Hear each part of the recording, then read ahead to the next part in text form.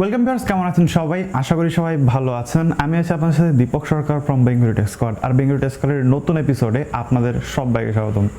আজকের ভিডিওটা তাদের জন্য যারা মেইনলি বিএসএনএলকে বিপদ বলে ভাবেন, অথবা বিএসএনএলকে একটা খারাপ কোম্পানি, সিমের কোম্পানি হিসেবে ভাবেন, বা নেটওয়ার্ককে অনেক খারাপ ভাবেন, বা এমন হতে পারে যে এটা স্বাভাবিক ব্যাপার, আপনার এলাকায় হয়তো বিএসএনএল নেটওয়ার্ক খারাপ, যার জন্য আপনি খারাপ একটা সার্ভিস পাচ্ছেন। ইভেন যদি আমার কথা বলেন, সেক্ষেত্রে আমি বলবো যে ডিসেন্ট, খারাপও না ভালো না। যদিও বা আমি যদি আমার গ্রামে বেড়ে যাই, সেক্ষেত্রে বিএসএনএল পুরো জিরো হয়ে যায়, ঘরের মধ্যে তো নেটওয়ার্ক পাওয়াই যায় না। তো এরকম হচ্ছে বিএসএনএল সার্ভিস বর্তমানে। কিন্তু কিছু কিছু এলাকা রয়েছে যেখানে হয়তো এমবিপিএস স্পিডে কিন্তু নেট পায় মানুষেরা, এবং তার সাথে সাথে বিএসএনএল ডেটার দাম কিন্তু অনেক কম, এবং যার জন্য অনেকে আমাকে বলেছেন যে বিএসএনএল মানে রিচার্জ প্রাইস তো অনেক কম, কিন্তু সার্ভিস যা দেয় তাতে করে আমাদের রিচার্জ করে কোনো লাভ হয় না। তো যার জন্য আমরা বিএসএনএল ব্যবহার করি না।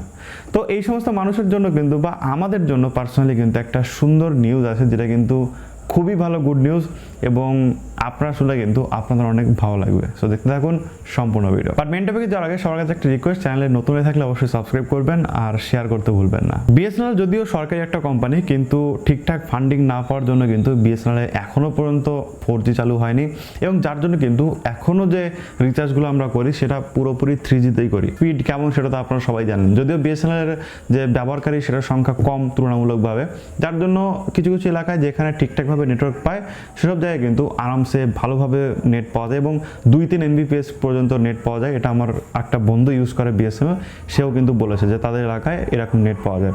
আমি নিজেও বিএসএনএল ইউজ করি, যার জন্য আমি বলছি যে আমার বাড়ি থেকে মোটামুটি একটা পেজ খুলতে গিয়ে খুব বাজে অবস্থা হয়ে যায়। কিন্তু কলিং টলিং মোটামুটি ঠিক আছে, কলিং টলিং দিয়ে কোনো রকম অসুবিধা নেই। এইচডি কলিং তো আশা করা যায় না, যেহেতু 4G ভোল্টি নেই, যার জন্য এইচডি কলিং আশা করা যায় না। কিন্তু ওই 2G 3G যে কলিং যেটা আমরা আগে করতাম, সেরকমভাবে কলিং করা যায়, কোনো রকম অসুবিধা নেই।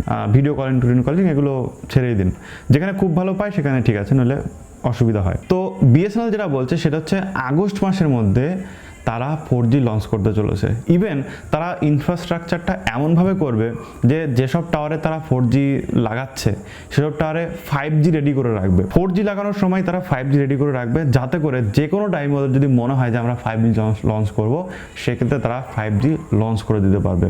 এবং এই চলতি বছর রয়েছে, অর্থাৎ 2022-এর শেষের মধ্যেই কিন্তু পুরো ইন্ডিয়াতে আপনি বিএসএনএল-এর 4G পেতে পারেন। এবার আপনি একটা জিনিস ভাবুন, যে কম দামে আমাদের বিএসএনএল তাদের যে ডেটা বা তাদের যে কলিং বেনিফিট বা তাদের যে রিচার্জ আমাদের প্রোভাইড করছে, সেম যদি আমরা 4Gতে পেয়ে যাই, এবং 4G কভারেজ যদি আমরা প্রত্যেকটা এলাকায় পেয়ে যাই, কারণ তারা বলেছে যে বড় বড় টাওয়ারের সাথে সাথে মিনি টাওয়ারও বসাবে, যাতে করে যেসব শহর রয়েছে যেখানে হয়তো জনবসতি বেশি, বা কোথাও হয়তো বিজনেস এরিয়া রয়েছে জনবসতি বেশি, বা কোনো বাজার টাজার রয়েছে সেখানে জনবসতি বেশি, এইসব জায়গায় কিন্তু তারা মিনি টাওয়ার দিয়েও কভারেজ দেবে, যার ফলে কিন্তু নেটওয়ার্ক হবে দারুণ।